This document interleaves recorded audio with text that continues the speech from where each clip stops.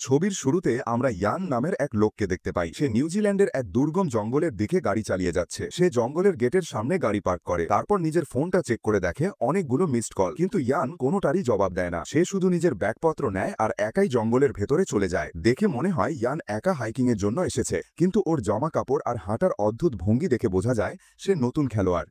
সে মাত্র কয়েক মিনিটেই হাঁপিয়ে ওঠে, যার ফলে এই চ্যালেঞ্জটা ওর জন্য আরও কঠিন হয়ে যায়। কিছুক্ষণ পর ইয়ান একটা সাইনবোর্ডের কাছে পৌঁছায়, যেটা দেখে বোঝা যায় কাছের ঝুপড়িটা ৯ ঘন্টার হাঁটার দূরত্বে। এটা দেখে সে খুব চিন্তিত হয়ে পড়ে, কিন্তু সাহস জুগিয়ে সে সামনে এগিয়ে যায়। বেশি দেরি হয় না, সে কিছুক্ষণ থেমে বিশ্রাম নেয় আর নিজের এক পায়ে একটা ক্ষত দেখতে পায়। সে তার ক্ষতস্থানে একটা ব্যান্ডেজ লাগিয়ে আবার এগোতে থাকে। যাত্রা সবে ১ ঘন্টা পেরিয়েছে আর সে এর মধ্যেই হাঁপিয়ে গেছে আর আহত হয়েছে। একটু দূরে গিয়ে সে অবশেষে একটা কাপুলকে দেখতে পায়, কিন্তু তাদের উপস্থিতি ইয়ানকে খুব ঘাবড়ে দেয়। তাই সে ঠিক করে তারা না যাওয়া পর্যন্ত সে অপেক্ষা করবে। এতে বোঝা যায় সে একজন ইন্ট্রোভার্ট, যে অন্যের সাথে কথা বলতে পছন্দ করে না। ইয়ান অনেক মিনিট ধরে অপেক্ষা করে, কিন্তু সেই কাপল তখনও ছবি তোলায় ব্যস্ত। তাই সে ঝোপঝাড়ের মধ্যে দিয়ে একটা চক্কর কাটে আর নজরে আসার আগেই সেখান থেকে পালিয়ে যায়। পরের দৃশ্যে ইয়ান একটা আরামদায়ক জায়গায় বসে আর কিছু খাওয়ার সিদ্ধান্ত নেয়। যেই সে বিস্কুটের প্যাকেট খোলে, নিকি নামে এক হাইকার সেখানে এসে যায়। নিকি খুব বেশি কথা বলে আর অনেক অপ্রয়োজনীয় প্রশ্ন করে। ইয়ান, যে আগে থেকেই খুব অস্থির আর ঘাবড়ানো, ঠিক মতো জবাব দিতে পারে না। সে শুধু উঠে যাওয়ার প্রস্তুতি নেয়, কিন্তু নিকি কোনোভাবে তাকে সাথে যেতে রাজি করিয়ে নেয়। যখন তারা দুজন হাঁটছে, নিকি অনবরত অপ্রয়োজনীয় কথা বলে যায়। মনে হয় যেন সে নিজের সাথেই কথা বলছে, কারণ ইয়ানের একটা শব্দ বলারও সাহস হয় না। কিছুক্ষণ পর ইয়ান বলে তার প্রকৃতির ডাকে সাড়া দেওয়া দরকার আর সে একটু প্রাইভেসি চায়, কিন্তু নিকি শুধু অন্যদিকে ঘুরে যায়, কারণ সে চায় না ইয়ান পালিয়ে যাক। আরও অনেক ঘন্টা হাঁটার পর তারা দুজনে অবশেষে কেবিনে পৌঁছে যায়। ইন্ট্রোভার্ট ইয়ান আরেকবার পালানোর চেষ্টা করে। সে বলে যে সে পরের কেবিন পর্যন্ত যাবে, কিন্তু যখন নিকি বলে যে সেটা একদিনের হাঁটার দূরত্বে, তখন সে অনিচ্ছা সত্ত্বেও তার পরিকল্পনা বদলে ফেলে। অবশেষে তারা কেবিনে ঢোকে, যেখানে আগে থেকেই মনিকা আর অস্টিন নামের সেই কাপল উপস্থিত থাকে। নিকি সাথে সাথে তাদের দুজনের সাথে বন্ধুত্ব করে ফেলে আর কথা বলায় ব্যস্ত হয়ে যায়, কিন্তু ইয়ান শুধু বিশ্রাম নিতে চায়। পরে সেই রাতেই আমরা ইয়ানকে রান্নাঘরে মাংস রান্না করতে দেখি। যখন নিকি আসে, ইয়ান এত ঘাবড়ে যায় যে সে কাঁচা মাংসটাই চুলা থেকে নামিয়ে ফেলে। নিকি তার এই আচরণে অবাক হয় আর তাকে তার রান্না শেষ করতে বলে। ইয়ান অনিচ্ছা সত্ত্বেও মেনে নেয়, কিন্তু তারপর সে মাংস বেশি সেদ্ধ করতে গিয়ে পুড়িয়ে ফেলে আর তাতে আগুন লেগে যায়। এবার সে ভয় পাথর হয়ে যায় আর জানে না কি করবে। তখন নিকি আর মনিকা আগুন নেভাতে সাহায্য করে। যা কিছু সে করেছে তাতে লজ্জিত হয়ে ইয়ান চুপচাপ নিজের ব্যাগপত্র বাইরে ফেলে দেয় আর চুপি সারে কেবিন থেকে বেরিয়ে যায়। কিন্তু যখন সে একটু এগোয়, তখন সে অন্ধকারে একটা বিপজ্জনক ছায়া দেখতে পায়। ভয়ে সে আবার ঘুরে কেবিনের দিকে ফিরে আসে। তারপর সে অস্টিনের সাথে কিছুক্ষণ কথা বলে, যাকে বেশি বিচক্ষণ আর শান্ত মনে হয়। অস্টিন জিজ্ঞাসা করে ইয়ান কি চলে যাচ্ছে, কিন্তু ইয়ান বলে যে সে শুধু হাওয়া খেতে গিয়েছিল। এই রাতে ইয়ানের ঘুম আসতে অসুবিধা হয়, কারণ ওর মাথায় বারবার নানান জিনিস ঘুরতে থাকে। সকালে মনিকা ইয়ানের চোখে ক্লান্তি দেখে আর জিজ্ঞাসা করে সে কি ভালোভাবে ঘুমিয়েছে, কিন্তু ইয়ান শুধু হ্যাঁ বলে জবাব দেয়। আগের রাতের ঘটনার পরও নিকি একদম রাগ করেনি। সে খুশিতে জানায় যে তারা চারজন বাকি রাস্তা একসাথে যাবে। ইয়ান এই কথার বিপক্ষে ছিল, কারণ সে কথা বলতে ভয় পায়, কিন্তু যখন নিকি তাকে ক্ষত থেকে বাঁচানোর জন্য হাইকিং সক্স দেয়, তখন সে তার সিদ্ধান্ত বদলে ফেলে। এরপর গ্রুপ নিজেদের জিনিসপত্র প্যাক করে আর জঙ্গলে ঘোরার জন্য রওনা হয়ে যায়। সবাই নিজেদের গল্প আর অভিজ্ঞতা শেয়ার করতে থাকে, শুধু ইয়ান ছাড়া। সে শুধু পরের গন্তব্যে পৌঁছাতে চায় আর এই অদ্ভুত লোকেদের থেকে মুক্তি পেতে চায়। এক সময় মনিকা তাকে নিজের ফোন দেয় আর বলে তার সাথে একটা সেলফি তুলতে। ইয়ান এতে অস্বস্তিতে পড়ে, কিন্তু তারপরও তার জন্য সেলফিটা তুলে নেয়। পরে তারা নদীর ধারে কিছু খাওয়ার জন্য একটা ছোট ব্রেক নেয়। স্বামী স্ত্রী দুজন কথা বলতে থাকে যে তারা জঙ্গলে কোনো পাখি দেখেনি, যেটা একটু অদ্ভুত ব্যাপার। তারপর অস্টিন উল্লেখ করে যে সে আগের দিন একটা মরা প্রাণী দেখেছিল, কিন্তু সে জানতে পারেনি সেটা কি ছিল। এটা শুনে ইয়ান আবার গভীর চিন্তায় ডুবে যায়, কিন্তু গ্রুপ সাথে সাথে টপিক বদলে ফেলে আর তার ব্যক্তিগত জীবন সম্পর্কে জিজ্ঞেস করে। ইয়ান ইতস্তত করে জানায় যে সে একবার বিবাহিত ছিল, কিন্তু এখন সে সিঙ্গেল। তারা তাকে আরও প্রশ্ন করার চেষ্টা করে, কিন্তু ইয়ান অজুহাত দেয় যে সে বাথরুমে যাবে আর জঙ্গলের ভেতরে চলে যায়। সেখানে সে একটা গাছে আঁচড়ের দাগ আর রক্ত দেখে। এটা দেখে ইয়ান খুব বেশি ভয় পেয়ে যায়, তাই সে সাথে সাথে নিজের গ্রুপের কাছে ফিরে আসে। তারপর যা কিছু সে দেখেছে তা তাদের জানায়, কিন্তু তারা শুধু এটা মনে করে যে এটা কোনো প্রাণীর কাজ হবে। এরপর তারা নিজেদের যাত্রা আবার শুরু করে আর অনেক ঘন্টা ধরে হাঁটতে থাকে। ইয়ান বরাবরের মতোই চিন্তিত থাকে। সে ঘুরে দূরে কিছু দেখে, যা দেখে তার মনে হয় যে তাদের পিছু নেওয়া হচ্ছে। তারপর সে এই কথা অন্য লোকেদের জানায়, কিন্তু ভালোভাবে দেখার পরও তারা কিছু দেখতে পায় না। পরের দৃশ্যে গ্রুপ আর একটা ক্যাবিনে পৌঁছায়, যেখানে তারা রাত কাটানোর জন্য বিশ্রাম নেওয়ার সিদ্ধান্ত নেয়। তারা দুটো ব্যাগ দেখে, যেগুলো হয়তো মেয়েদের, কিন্তু সেখানে কেউ ছিল না। এতে ইয়ানের মনে আবার অস্থিরতা আসে আর তার মাথায় খারাপ চিন্তা আসতে থাকে। কিছুক্ষণ পর গ্রুপ একটা গিটার দেখতে পায় আর খুশিতে গান গাইতে আর নাচতে শুরু করে, কিন্তু ইয়ান শুধু আগুনের কাছে বসে থাকে। নিকি ইয়ানকে নাচতে ডাকে, কিন্তু সে শুধু চুপ থাকে। রাতের বেলায় বরাবরের মতো ইয়ানের ঘুম আসতে সমস্যা হয়, তাই সে ক্যাবিনের আশেপাশে হেঁটে বেড়ানোর সিদ্ধান্ত নেয়। এই সময় নিকি তার অদ্ভুত আচরণ দেখে জিজ্ঞাসা করে সে কি ঠিক আছে। যখন ইয়ানের ঘুম না আসার সমস্যা হয় তখন নিকি তাকে ঘুমের কিছু ট্যাবলেট দেয়, যা ইয়ান দ্বিধা ছাড়াই খেয়ে নেয়। অবশেষে ইয়ান তার হতাশা প্রকাশ করে আর বলে যে সে একজন ব্যর্থ মানুষ, যে কোনো কাজের না। নিকির তার জন্য খারাপ লাগে, কিন্তু সে তাকে সান্ত্বনা দেওয়া ছাড়া আর কিছু করতে পারে না। এরপর যখন সে ঘুমিয়ে পড়ে ইয়ান আবার ক্যাবিনে হাঁটতে থাকে, কিন্তু তার চোখ দ্রুত মেয়েদের সেই ব্যাগগুলোর ওপর পড়ে। ইয়ান একটা ব্যাগে ক্যামেরা দেখে, যা সে কোনো অনুমতি ছাড়াই খুলে ফেলে। তারপর সে দুজন মেয়ের ছবি দেখে যারা জঙ্গলে হাইকিং করছিল। সবকিছু একদম স্বাভাবিক লাগে, কিন্তু একটা ছবিতে ইয়ান একটা অদ্ভুত লোককে দেখে যে মেয়েদের দূর থেকে দেখছে। যখন সে সেই ছবিটা জুম করে তখন সেটা দেখে অবাক হয়ে যায় যে সেই লোকটি আর কেউ নয়, নিকি। ইয়ান আরও ইনফরমেশন খোঁজার চেষ্টা করে, কিন্তু হঠাৎ করেই যে ঘুমের ট্যাবলেট সে আগে খেয়েছিল সেগুলোর প্রভাব শুরু হয়ে যায় আর সে সাথে সাথে ঘুমিয়ে পড়ে। যখন ইয়ান পরের দিন সকালে ওঠে তখন সে নিজেকে একটা গরম কম্বলে ঢাকা দেখে। মনিকা জিজ্ঞেস করে সে মেঝেতে কিভাবে পৌঁছালো। এর উত্তরে সে জানায় নিকি তাকে ঘুমের ট্যাবলেট দিয়েছিল। তারপর সে বলে সে তাদের কিছু দেখাতে চায়। এই সময় নিকি আর অস্টিন কেবিনে ফিরে আসে। নিকি জানায় যে সে ইয়ানের উপর কম্বল দিয়েছিল যাতে সে শান্তিতে ঘুমাতে পারে, কিন্তু ইয়ান তাকে বিশ্বাস করে না। তাই সে ক্যামেরা বের করে আর সবাইকে জানায় যে নিকি সেই দুজন মেয়ের পিছু নিচ্ছিল। দুর্ভাগ্যবশত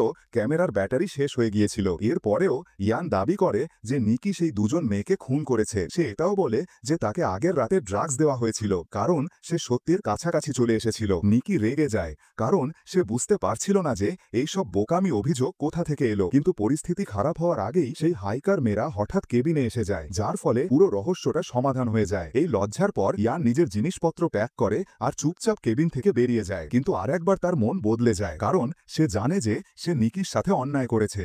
সে তার বন্ধুর কাছে ফিরে আসে আর তার কাছে ক্ষমা চায়। অবাক করা বিষয় হলো নিকি সাথে সাথে তাকে ক্ষমা করে দেয় আর এমন আচরণ করে যেন কিছুই হয়নি। কিছুক্ষণ পরেই সেই চারজনের গ্রুপ কেবিন থেকে বেরিয়ে আসে আর তাদের হাইকিং চালিয়ে যায়। তারা দ্রুত একটা মোড়ে পৌঁছায় যেখানে দুটো রাস্তা আছে। একটা রাস্তা অসাধারণ একটা ঝর্ণার দিকে যায় আর অন্যটা জঙ্গলের দিকে। এতে গ্রুপটা বিভক্ত হয়ে যায়, কারণ কাপলটা ঝর্ণা দেখতে চায় আর নিকি ও ইয়ান জঙ্গলে হাইকিং করতে চায়। অবশেষে তারা নিজেদের পথে যায় আর পরের কেবিনে দেখা করার সিদ্ধান্ত নেয়। তারপর নিকি আর ইয়ান ঘন জঙ্গলে হাঁটতে শুরু করে। এক সময় তাদের মনে হয় তারা পথ হারিয়ে ফেলেছে। তাদের প্রায় একটা দুর্ঘটনার মুখোমুখি হতে হয়, যখন নিকি একটা ট্র্যাপে পা রাখতে যাচ্ছিল কিন্তু বেঁচে যায়। ইয়ান বলে স্থানীয় লোকেরা এই জাল ছাগল ধরার জন্য ব্যবহার করে, কিন্তু নিকি মনে করে এই জালটা অনেক বড়। পরিস্থিতি আরো খারাপ হয় যখন ইয়ানের মনে হয় যে কেউ তাদের উপর নজর রাখছে, আর এইবার সে গাছে স্পষ্টভাবে কিছু নড়াচড়া দেখতে পায়। পরে তাদের ভয় দ্রুতই খুশিতে বদলে যায় যখন তারা অসাধারণ ঝর্ণার কাছে পৌঁছায়। দুজন ছেলে এই সাফল্য উদযাপন করে আর তারপর তাদের যাত্রা চালিয়ে যায়। কিছু ঘন্টা পর সূর্য ডুবে যায় আর অন্ধকার নেমে আসে। তাদের পরের ঝুঁপড়ি পর্যন্ত পৌঁছানোর জন্য একটা সরু রাস্তা দিয়ে যেতে হয়, কিন্তু ইয়ান বলে তারা অন্য একটা রাস্তা নেবে। তার ভয় হয় যে কেউ তাদের জন্য অপেক্ষা করছে আর তাদের জীবনের ঝুঁকি থাকতে পারে। কিন্তু নিকি ইয়ানের কথা অগ্রাহ্য করে আর তাকে এগিয়ে যাওয়ার জন্য একটা টর্চ দেয়। ইয়ান ইতস্তত করে এগিয়ে যায় আর অন্ধকার রাস্তায় ধীরে ধীরে হাঁটার চেষ্টা করে, কিন্তু তার ঘাবড়ানোর কারণে সে টর্চটা একটা ঢালুতে ফেলে দেয়। এতে নিকি রেগে যায়, কারণ